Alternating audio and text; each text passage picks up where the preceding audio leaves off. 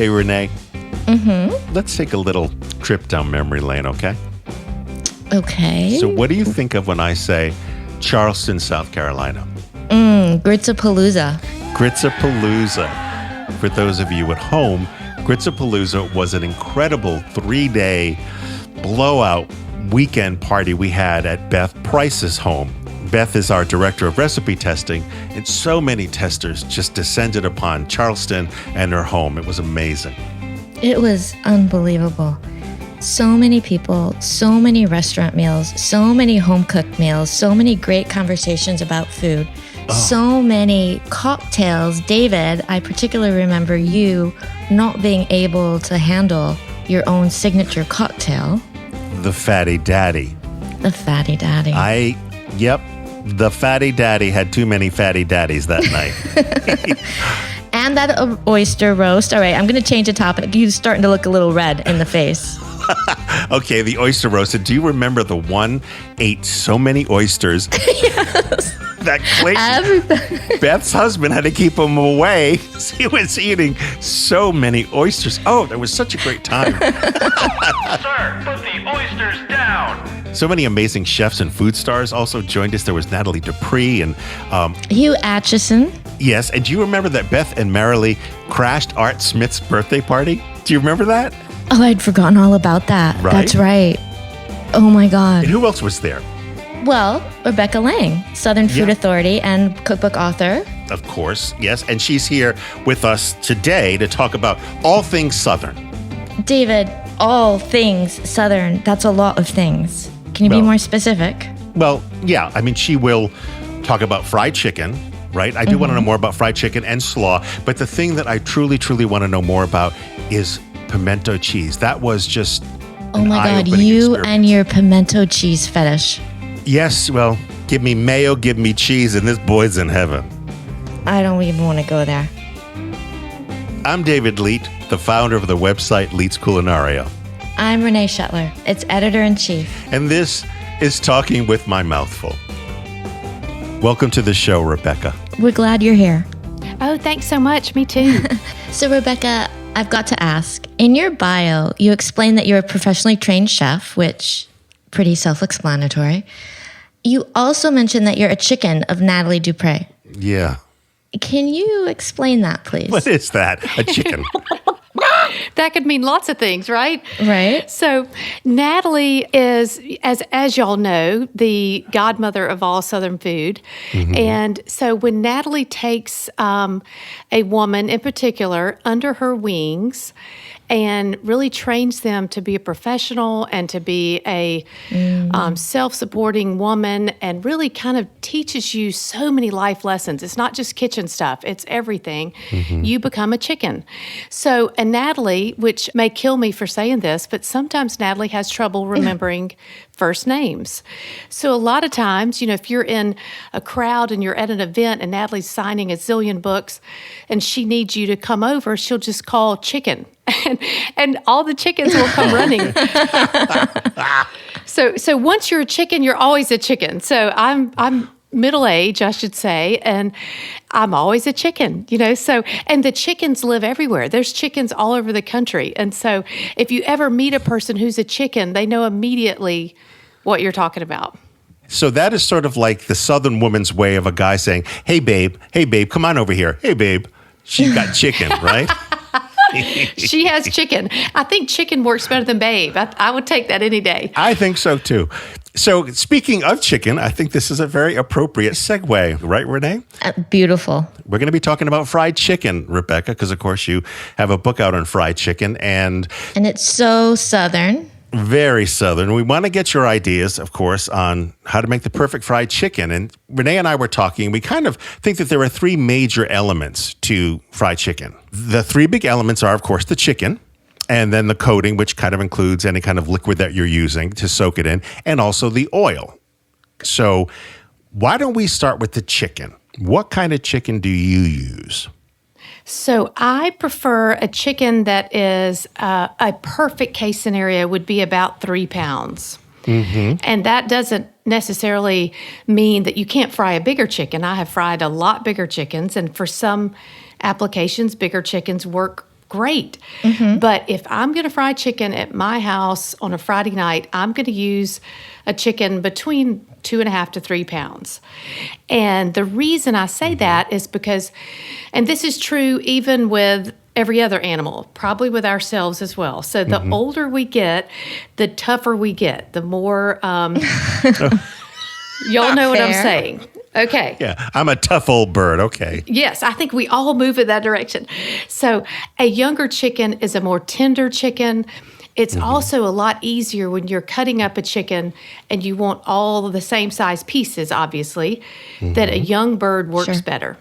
So on the topic of equal sized pieces, I saw a recipe one time that was a game changer for me with regard to fried chicken. It had you cut the bone and skin on chicken breasts in half crosswise.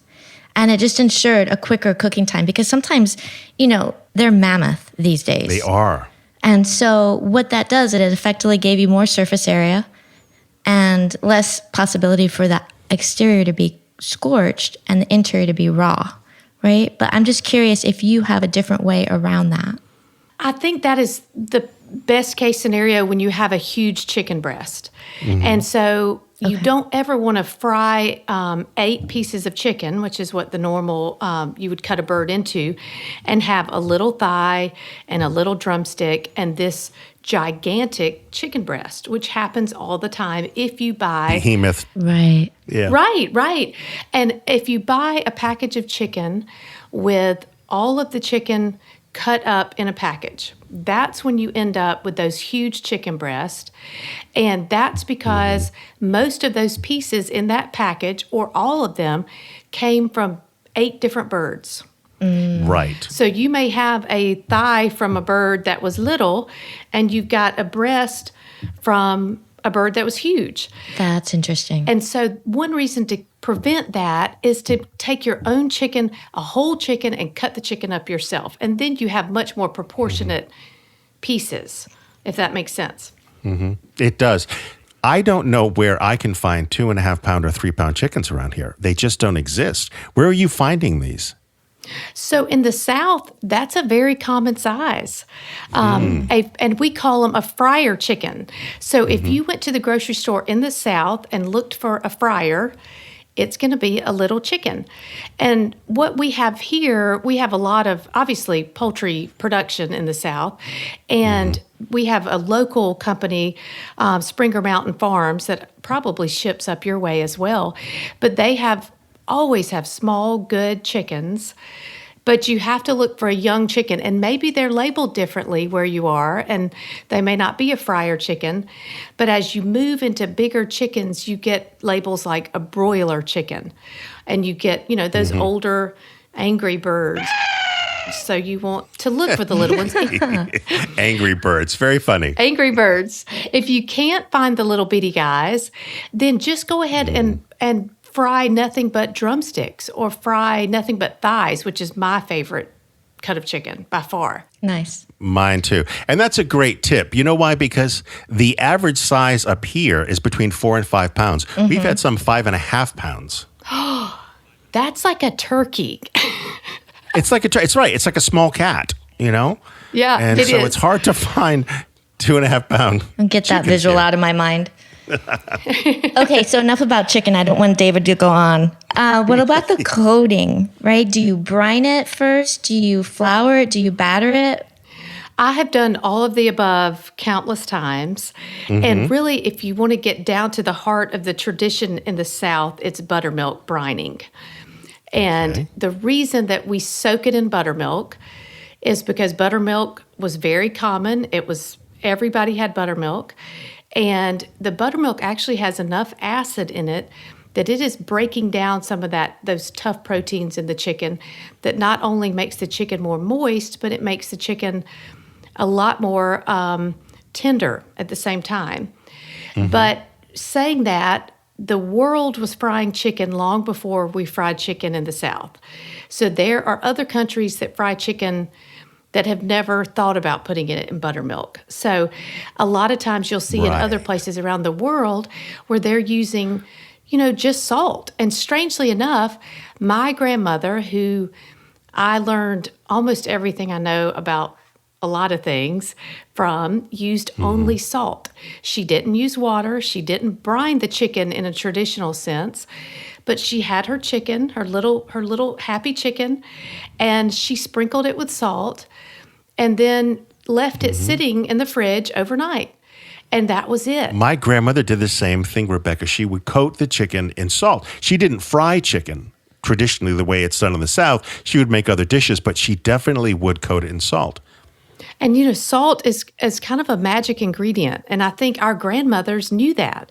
So when I started working on the fried chicken book, I was just amazed at all the ways, even within the South, that chicken is fried that I didn't realize because I was so engrossed in the way that my grandmother fried chicken.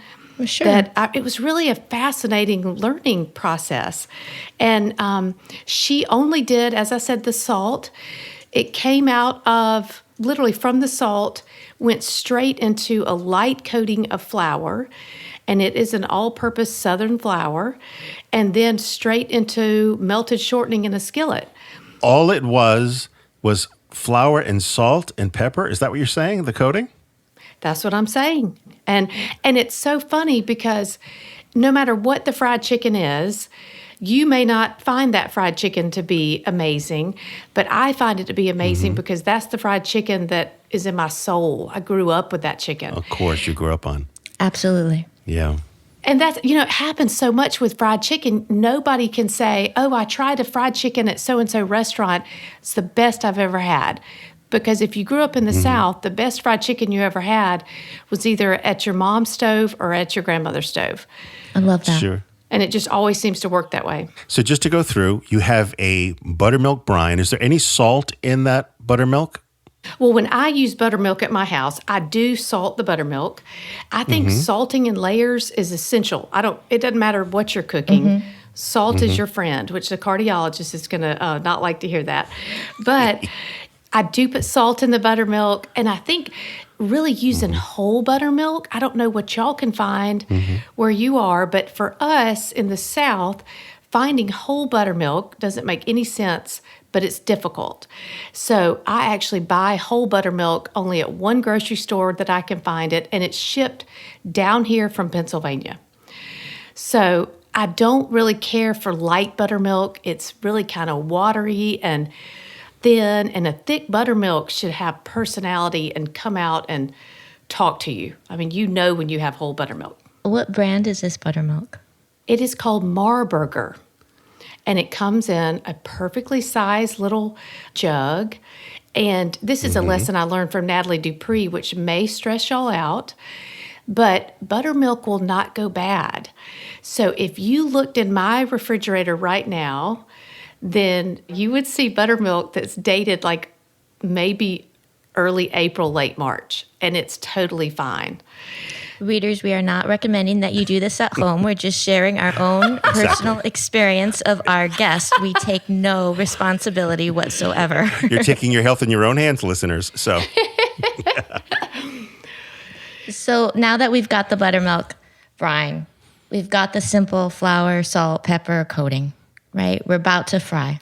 I'm interested in the kind of oil you use, but I'm also kind of interested in how much oil and in what type of vessel. You use a skillet? Do you use much a deeper sided pot to prevent spatters? Take us through the process, please. So I started, when I wrote the book, I started out believing with every bone in my body that skillet fried chicken was really the only way to go. And that's how my grandmother cooked her chicken. I was raised on skillet chicken. I just thought you were kind of selling out if you deep fried. So over the process of writing this book, I really fell in love with deep frying. I find it to be massively easier than skillet frying. You don't have to pay as much attention to it within reason. And it's so much easier to control how the chicken browns. And I say that because when you fry in a skillet, you have to really stand there and turn the chicken. You'll easily get too brown on one side and not be brown enough on the other. And when you have that little tiny dark spot from the chicken when it's frying in a skillet, where it's sat on the bottom just a, quarter of a minute too long. I learned this from my grandmother. That's called the kiss. So if that chicken sat on the bottom of the cast iron skillet for a little bit too long, it has that little spot. But you don't have any kisses when you're deep frying. So there's no... Well, if that's called a kiss, I have to say that when I fry chicken, mine have hickeys. They're just loaded with hickeys because I always do them in a skillet. This is really great to know. Okay, I'm picturing your old Angry Birds covered in hickeys at this point. It paints quite the visual. Yeah. So the Rebecca Lange method of frying chicken is you have a salted brine that you put the chicken in for how long? Overnight.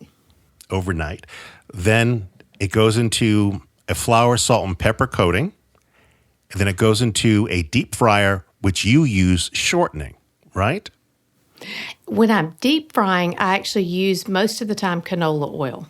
Canola oil. Well, that is a very simple process. I think I'm going to start changing up how I do fried chicken because, as I said, my chicken is loaded with hickeys. So I'm going to try this version. We can't have that. Okay, now that we've got our perfect fried chicken, what about the side, right? What about the slaw? Rebecca, we've got 2 of your recipes on our site, a South Carolina slaw and a lime slaw. I know that's kind of classic combination, but why do you think that is? I think with a slaw that it's normally tangy, and it's kind of that perfect marriage of something tangy and crunchy and sometimes a little bit sweet against this chicken that's so salty. It's just like they were made to go together. It's a perfect marriage. I like it. Balances one another out. So, of course, there's a million and one slaws, just like there are fried chickens. But in terms of a favorite, are you more of a creamy coleslaw type of gal, or do you like the tart, acidic, vinegary, sugary type of slaw? I am the opposite of a creamy coleslaw person. I do not like creamy coleslaw. I think that a really acidic coleslaw is much more user-friendly. I think it tastes better. It smells better. It is better all around. So I kind of throw out the mayonnaise coming into slaw. I do on my lime slaw, I use just a tiny bit of mayonnaise. But in general, I stay with a fresh, bright slaw. And y'all know when slaw sits and people take it places, which they do in the South a lot, it does not want to hang out long. It does not like that. So, when you use more acid in your slaw to brighten it up, it can travel with you. It's easy to take along. It's easy to go somewhere and get along with other foods. Much better than creamy slaws. See, I'm a creamy slaw kind of guy. I just like long strands of the cabbage. I don't like it all chopped up, and I like it very creamy. That's just me. I think a lot of people do. I think that's not unusual. And I used to be a creamy person, and then I kind of switched over. Rebecca, then, whether creamy or not creamy, what are some tips of making a great coleslaw? Starting with completely fresh cabbage. Never buy cabbage that has been pre-sliced and put in a package. And then I love to have fresh herbs. I love to have citrus. Just like you would think of making a great salad, apply that to a slaw. Very nice. And how long can you keep it? You mentioned that they don't travel well in the South, but can you keep it in the fridge for up to several hours or even overnight? Not overnight. You could keep it for several hours. When I serve slaw, when I have people over, I do all the prep and I combine all the vegetables. I make my dressing and hold it separately, and then I toss it together right before people come over. Lovely. So you don't want to have that slight softening of the cabbage and the vegetables in it, right? I don't like the softening. No, I'm on the opposite team as you. I'm sorry. Oh, you are. I've always been on the opposite team of most people, by the way, for many reasons. But I do like when it softens. I do. I love to put it on sandwiches and all kinds of things, but I do like it when it softens. I'm the same with David, actually, or at least midway between the two of you, right? A little bit of textural contrast, but to each your own. That's why we have so many recipes on the site. Exactly. So, Rebecca, the last thing I want to talk about, and I know this is very cliche, but as a Southerner, could you please tell us what is so beguiling about pimento cheese. And I ask because I had never had pimento cheese until the time that I met you down at Beth Price's at that wonderful Gritzapalooza event that we had for Leeds Culinaria. And I really thought, oh God, pimento cheese. I tasted it and I went wild for it. I went so wild for it that she had a container in the refrigerator that I went back the next morning, and for breakfast, I ate half the container. I remember that. Right? I was there. Yes, by the you were. spoonful. Yeah. Everyone was appalled. What is it about pimento cheese that is so beguiling? I think it's so comforting. You know, pimento cheese is something that I come back to if I've had a great day, if I've had a terrible day, if I have a picnic, if I have a Easter lunch, there is pimento cheese. And it's something that we all grew up with. Y'all were not that fortunate to have pimento cheese, 3 times a week like we were. Not at all. But it's a very basic staple. But there are a few rules in the South that you have to remember. And this may not be the case for y'all. But so when I was growing up, there was pimento cheese for sale in the grocery store. The pimento cheese was literally fluorescent, glowing orange, like it had been radiated. Well put. Right. And so you knew, not to judge people in the grocery store, but you knew, even as a kid, I knew if somebody bought that, they have not had real pimento cheese, or they wouldn't buy that. So people that grew up eating the pimento cheese, bless them, in the grocery store, they have to be kind of converted into regular pimento cheese people. I say this because I've met people all over when I'm teaching classes all over the South, and they're like, oh, we had pimento cheese growing up. We don't like it. They taste it, just like you, David. They'll taste pimento cheese for the first time that's a good pimento cheese, and they're blown away because it's so simple. I mean, it's up to 3 things. It can be 20 things. But I think it's something that kind of grew up with all of us in the South, and it was known first, really came across during the Depression. It was a food that was economical to eat and economical to make, and pimentos were grown in Georgia and canned in Georgia, so pimento cheese kind of just spread about, and we can't get enough of it to this day. It's everywhere. Well, so tell us, how do you make this pimento cheese of yours? What type of cheese do you start with? So I have made a zillion pimento cheeses, and I like to do it different all the time. But my basic go-to pimento cheese that lives in my heart is nothing but extra sharp cheddar cheese, mayonnaise, a little bit of grated Dukes, I'm onion. This may assuming. be the version you had. Yes, Dukes all the way. And then my mom always put a touch, like a little tiny splash of Worcestershire. And I like to have that in it just because that gives it a little bit more depth to it. And a little salt and pepper and pimentos. That's it. And that's it. So it's an easy thing to make. I'll, whip it up. It's great even if you wanted to put it on some toast in the morning with a fried egg. It's awesome. But I've made it so many different ways. Yeah, everybody has their different pimento cheese. It's very personal. So people in the South know who makes good pimento cheese and who makes bad pimento cheese. So you know where... Oh, now this is interesting. You know the pimento cheese that you want to eat and the ones that you kind of, aren't in the mood for today. You're like hoping the dog is around so you can kind of like stealthily Give it to the dog. backhand it. Yeah. Now, I have made pimento cheese hand pies. Have you ever had those? I have not, but I think I would love them. Doesn't that sound good? That sounds very good. Sounds amazing. I think I've seen on Southern menus like grilled ramps and grilled scallions with pimento cheese kind of melting on top. That's always intrigued me. I think melting pimento cheese is almost better than, pimento cheese that's not melting. I've even done cheeseburgers that are filled and stuffed with pimento cheese. So after they're grilled and you bite into it, it's great. That's wonderful. So one last question for you, Rebecca, before you go. I've heard about this habit you have of rescuing and adopting cast iron skillets. Yeah, what is that about? So I find a cast iron skillet to be incredibly personal. I have my grandmother's cast iron skillet that she fried the chicken that we've talked about in. And, it's so black and shiny, I could check my makeup in it. And I would never, ever, ever let go of that.